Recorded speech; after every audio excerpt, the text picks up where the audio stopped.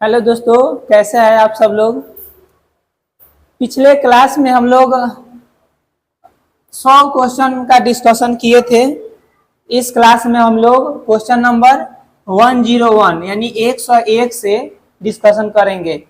आपको बता दें कि ये मैथ्स के एनसीईआरटी के लेसन 1 के ये सब ऑब्जेक्टिव क्वेश्चंस हैं, ठीक ना।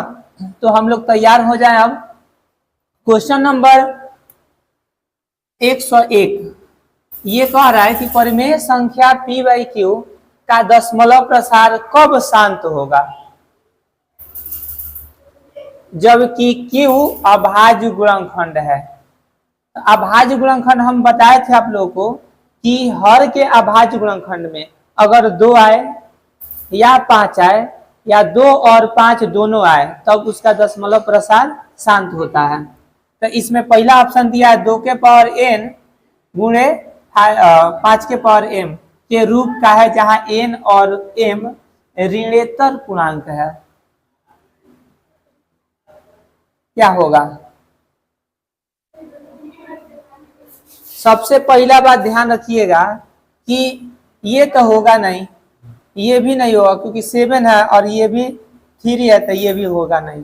यानी जब भी होगा ना तो 2 के पावर n और 5 के पावर m इसी रूप में होता है, ठीक। तो ये हमारा राइट आंसर क्या हो जाएगा? ए नंबर ऑप्शन। नेक्स्ट क्वेश्चन देखिए, परिमेय संख्या p बाई क्यू का दशमलव प्रसार कब अशांत होगा। शांत कब हुआ था? 2 और 5 मिले तो। अशांत कब होगा? 2 5 के अलावा कोई दूसरा नंबर आ जाए, ठीक। तो इसमें क्या होगा, इसको थोड़ा सा, हाँ अब देखिए,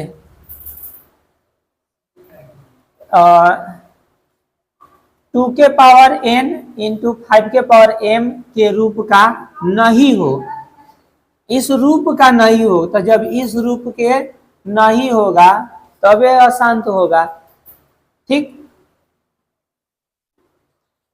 तो ये हमारा ये ऑप्शन 2 ये आंसर हो जाएगा, पहल के ए नंबर होगा, ठीक ना। ये तो 4 के पावर n माइनस 1, इसको हम लिख सकते हैं 2 के पावर n माइनस 1, यानी 2 के पावर में आ जाएगा। ये 2 इंटू 5 के पावर में आ जाएगा, ठीक। तो ये शांत होगा। हमारा राइट आंसर ये होगा, 2 के पावर n और 5 के पावर m के रूप का नहीं होना चाहिए, ठीक। अगर होगा तो शांत होगा, लेकिन नहीं होगा तो क्या होगा?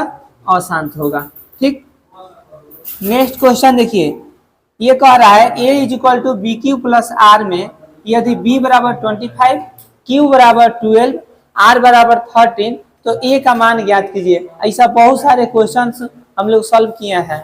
इसमें a b c ये सब ऐसे ये रिलेशन दिया है, a b और q r।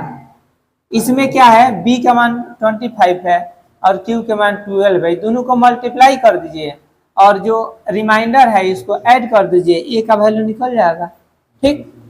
चलिए नेक्स्ट क्वेश्चन है, क्या 1 एक यौगिक संख्या है? बताइए।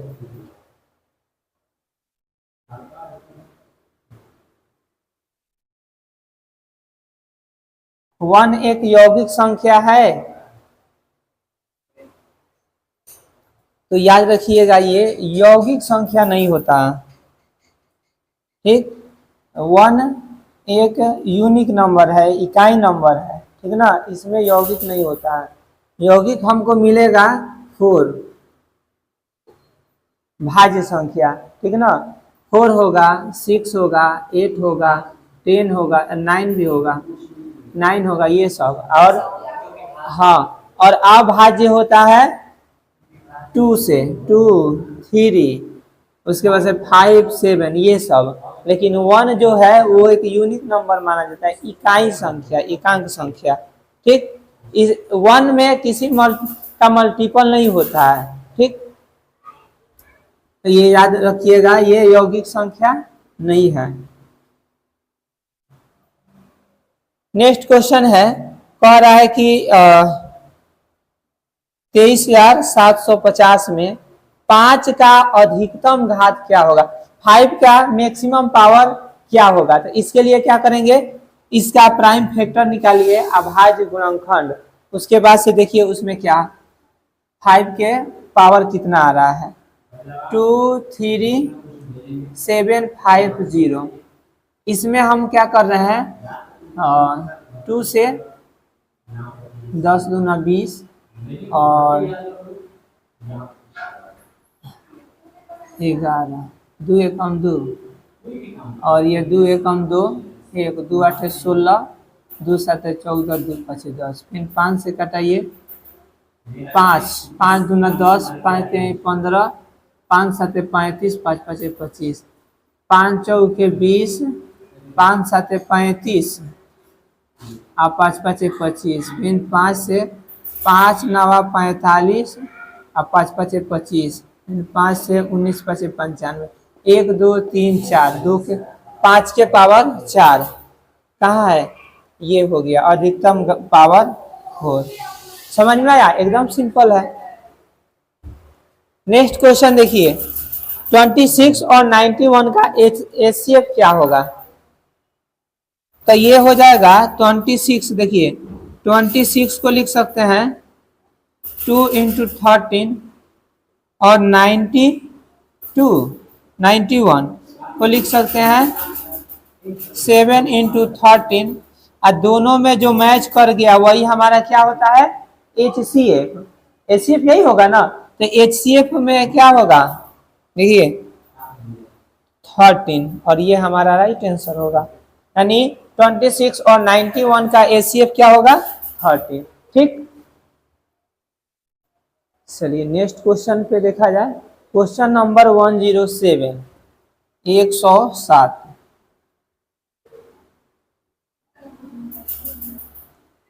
इसमें कह रहा है कि LCM A, B का वैल्यू क्या होगा।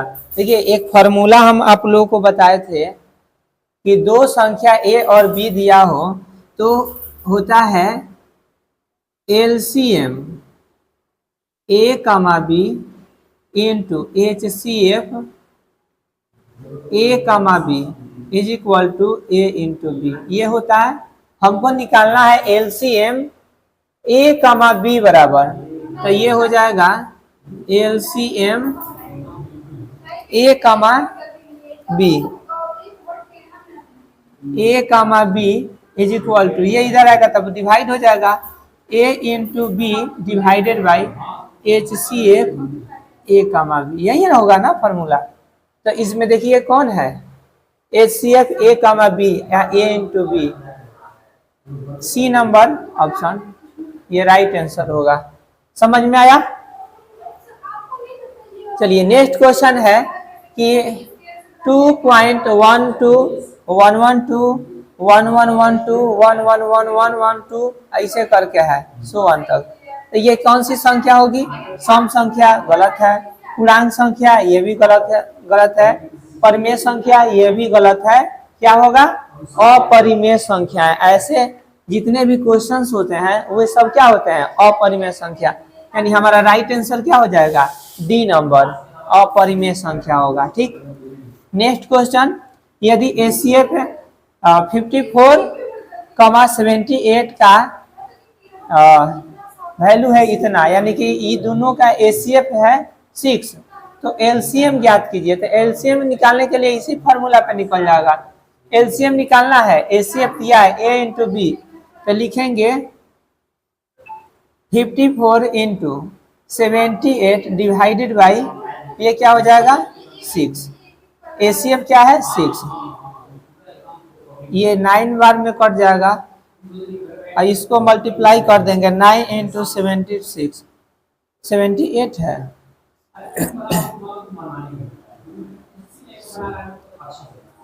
63 और 70, ये होगा 702।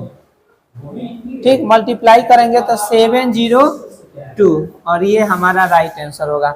समझ में आया। नेक्स्ट क्वेश्चन 110 यानी 110, यदि A परिमेय संख्या है तो 1/A क्या होगा, परिमेय संख्या होगा, अपरिमेय संख्या होगा, अभाज्य संख्या होगा, सम संख्या होगा। ये है परिमेय संख्या, तो 1/a भी परिमेय संख्या होगा, ठीक ना। ये ऑप्शन नंबर ए हमारा राइट आंसर होगा। जैसे मान लीजिए 5 क्या है, परिमेय संख्या है, तो 1/5 भी तो परिमेय संख्या ही होगा। समझ में आया? तो ये चीज ध्यान रखिएगा। है क्वेश्चन बहुत ही इजी, लेकिन थोड़ा सा अगर ध्यान दिया जाए तो आसानी से ये सब क्वेश्चंस बनने वाले हैं।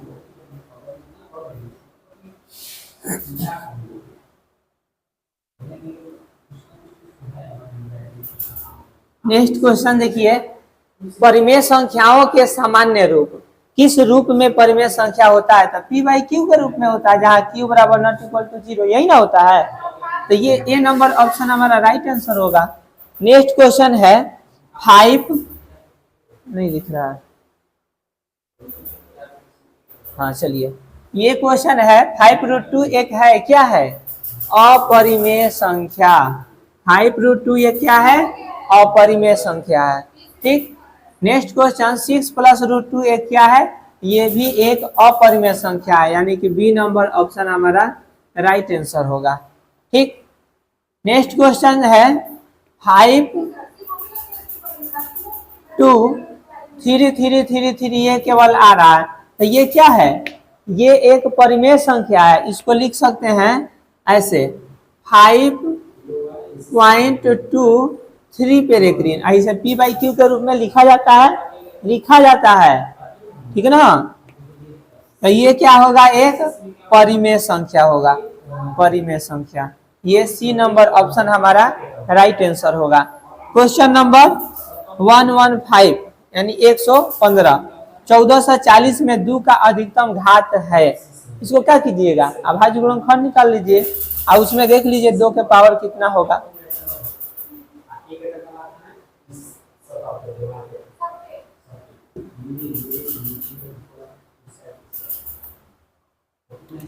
देखिए 1440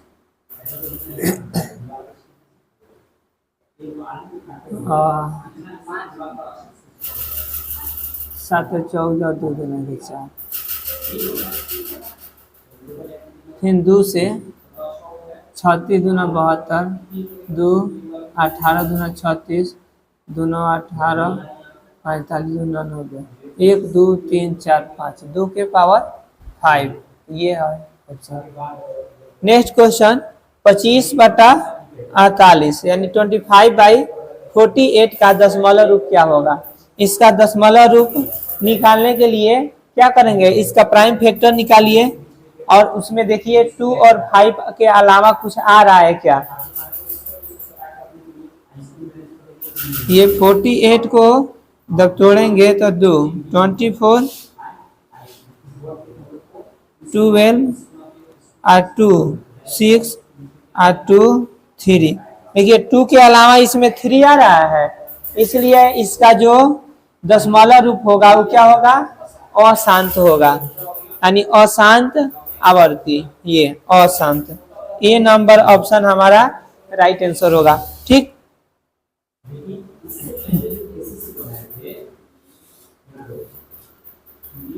चलिए नेक्स्ट क्वेश्चन, ये मिटा दें।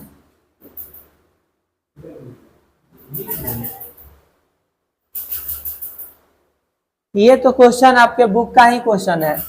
किस प्रकार की संख्या है? ये एक भाज्य संख्या है। देखिए इसमें से 13 को कॉमन कर लीजिएगा तो ये हो जाएगा 7 × 11 × 1, तो ये हो जाएगा 70, 13 × 77। तो ये क्या होगा? मल्टीप्लाई है तो निश्चित रूप से भाज्य संख्या होगा, ठीक। तो ये हो गया भाज्य संख्या।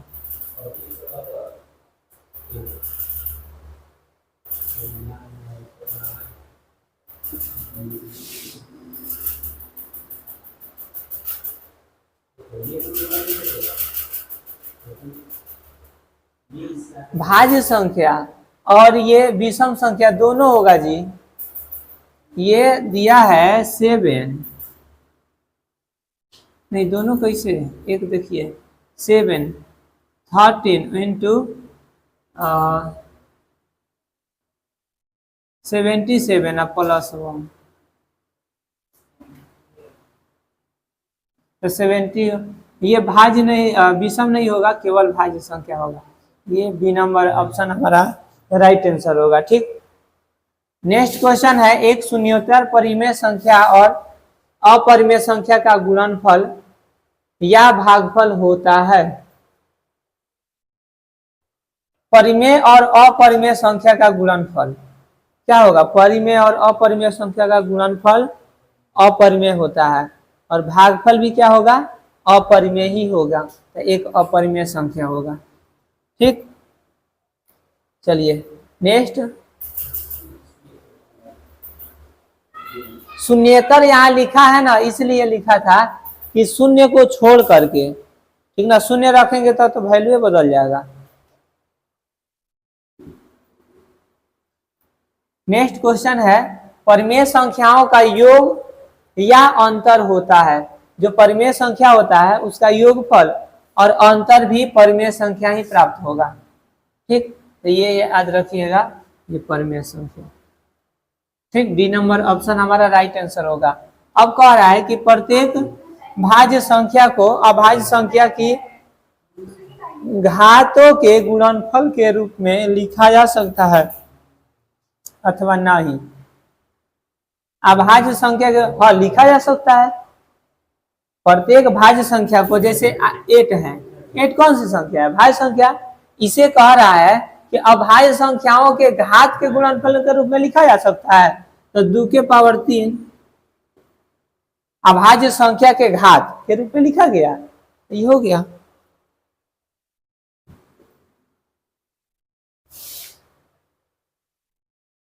एक 121 नंबर क्वेश्चन कह रहा है कि धनात्मक विषम पूर्णांक होता है जब Q धनात्मक हो। जब Q का वैल्यू धनात्मक होगा तो धनात्मक विषम पूर्णांक क्या होगा? 2Q के रूप में नहीं होता है, 2Q + 1 के रूप में होता है। ये सी नंबर ऑप्शन।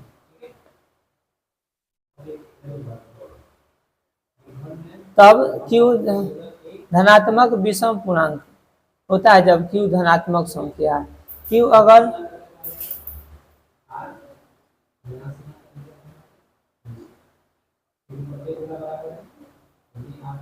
यहाँ पे ये नहीं होगा, क्यों? क्योंकि इससे भी निकल सकता है, लेकिन ये नहीं होने का कारण है धनात्मक कह रहा है। अगर Q = 0 रखेंगे तो वैल्यू क्या मिलेगा? -1। माइनस क्या होता है? ऋणात्मक होता है, निगेटिव होता है ना, इसलिए ये वैल्यू नहीं, ये आंसर नहीं होगा। हमारा राइट आंसर ये होगा। ठीक, चलिए नेक्स्ट क्वेश्चन, क्वेश्चन नंबर है 122 नंबर। प्रत्येक धनात्मक समपूर्णांक किस रूप का होता है? धनात्मक समपूर्णांक, तो समपूर्णांक किस रूप का होगा जी? ये सी नंबर ऑप्शन, यानी +2Q के रूप का होता है।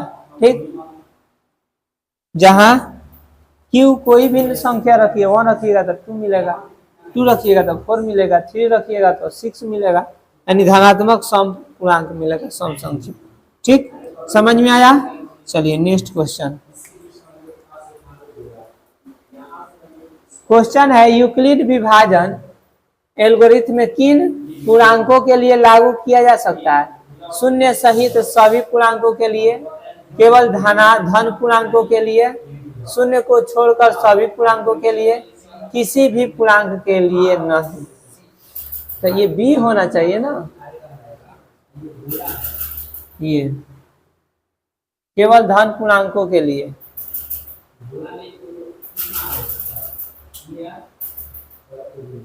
तो यूक्लिड विभाजन प्रमेयिका किन पूर्णांकों के लिए संभव है? यूक्लिड विभाजन प्रमेयिका किस पूर्णांकों के लिए संभव है? यहां देखिए,